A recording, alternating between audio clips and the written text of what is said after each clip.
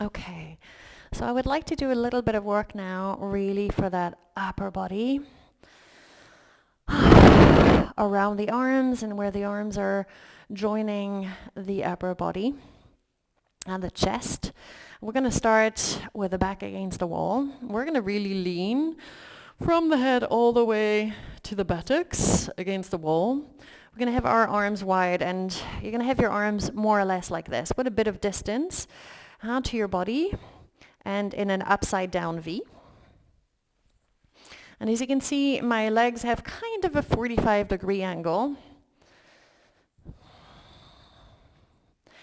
And the movement here is going to come from the arms. The consequence is that your pelvis is going to move forward, maybe a bit, maybe a lot, but it's because the arms are pushing against the wall and maybe even the head. So I'm going to also keep my shoulder blades pretty much against the wall. But for some people, there's going to be a bit less, a bit more.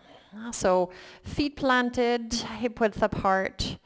We're going to move with the help of the arms and the head, pushing into the wall and letting those hips slide forward because the arms are pushing the wall.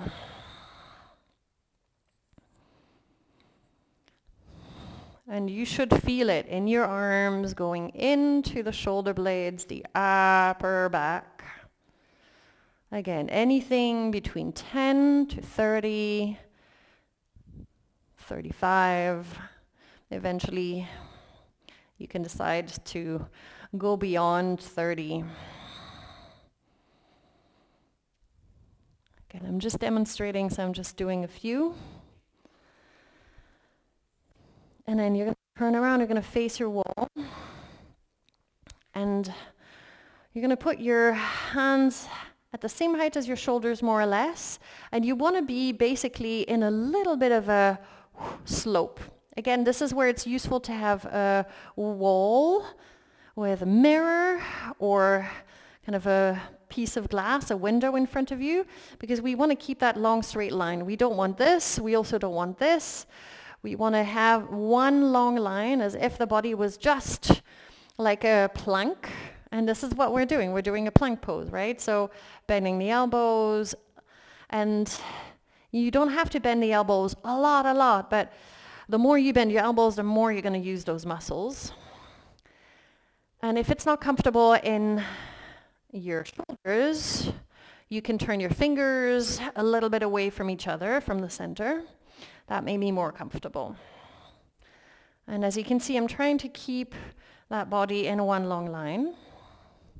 There's one level of difficulty. Or you push yourself back, clap your hands, find the wall, and you need to soften the moving forward with a little bit more muscular strength. But here, it becomes trickier to keep the body in one long line, so you'll have to use more of that core you've built. So maybe this version you do after a little while of practicing the first one I showed you.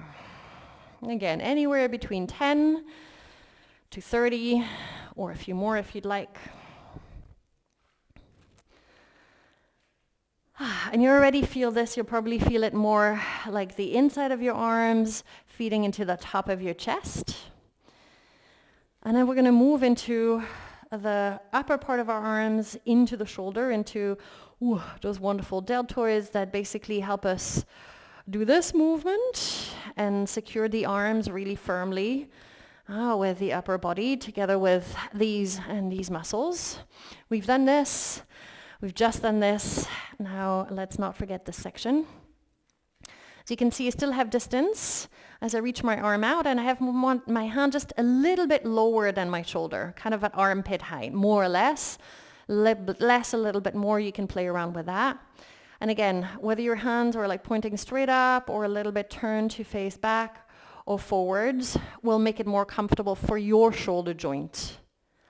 Everybody's like bone shape that creates the shoulder joint is a bit different, and that's where the angle of the hand pointing one way or the other will make it more comfortable. And when you lean forward again, you want to be one long line. Mirror, window will be really useful. And you want to be a little bit kind of leaning towards the wall. So you may need to move your feet a little further apart. And as you can see, the feet are together, the legs are together. And here, we don't want the movement to come from this, like this. We want to keep the body in one long line. And if you can't feel it, then again, use your reflection.